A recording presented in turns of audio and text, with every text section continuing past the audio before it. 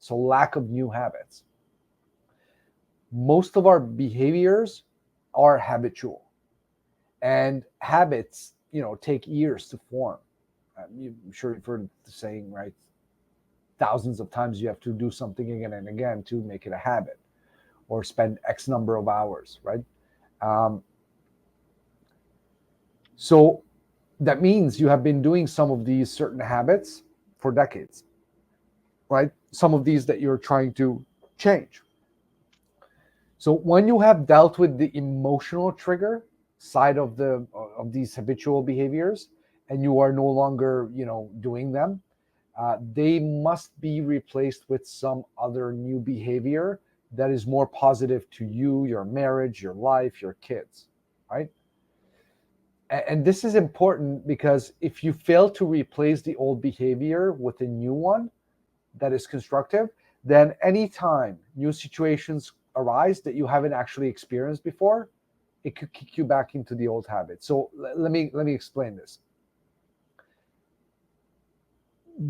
You have gone through, let's say, 30 years of your life or 40 years of your life, and there's certain situations that you've experienced, and your bullets, your insecurities, and how you react also experience those situations.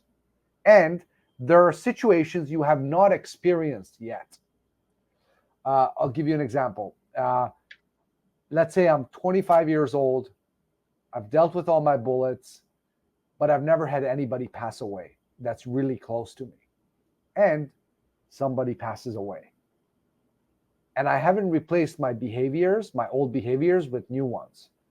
Now, when I'm experiencing this new phenomenon and the feelings that come with somebody passing away that's close to me, I could revert back to the old behaviors unless I've replaced them with new ones and have made those the new automatic, which are more positive to myself, to my family, and so forth, right? And you could play this out if you're 35 years old, 45 years old, 55, 65, right?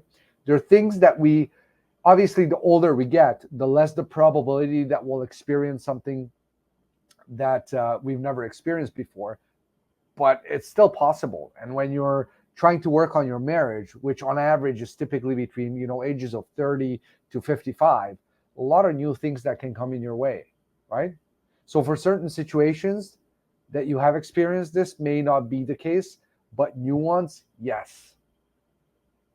Yeah, and just going back to your example, a man may have dealt with a bullet of being abandoned by a loved one when, during junior school, or 5 years old, and the mom forgot to pick them up, or the mom was delayed picking them up, and they had that sense of abandonment from someone that they love, and they deal with it through dealing with the emotional trauma and damage associated with that.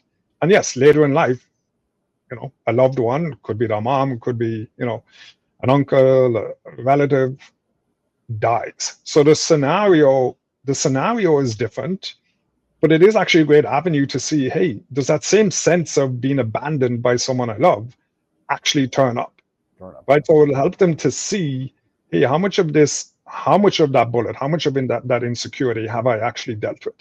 And it's not that habits take years to form, but I think they occur habitually over decades, and they're reinforced and mastered over years.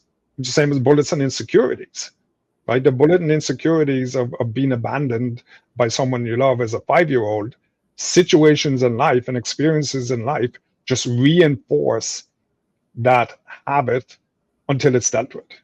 It reinforces that emotional insecurity until, as we speak about, a man deals with the emotional component of that. And, the situation is different. And I think that's important to recognize, that it's not just a wife that can create those scenarios and create those tests to see how your progress is going.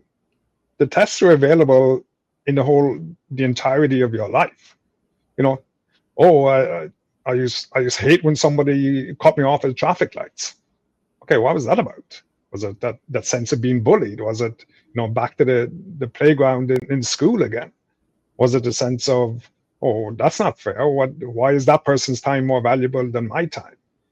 So you start paying attention to stuff that you previously get annoyed by, get triggered by, and hey, how reliable am I now? How have my habits changed? Because I'm fundamentally changed. If a man goes through everything that we spoke about above, he is fundamentally different. He will not have the same reaction because he has done the degree of work that he has done. Mm-hmm. So he becomes more reliable around his emotional self-sufficiency. Right? So you start to look at, hey, am I living by my terms without compromise? All of those things, as I said, they can be independent of a man's wife, but they're great avenues to see, hey, what are the new habits? And the habits are reactions in many cases.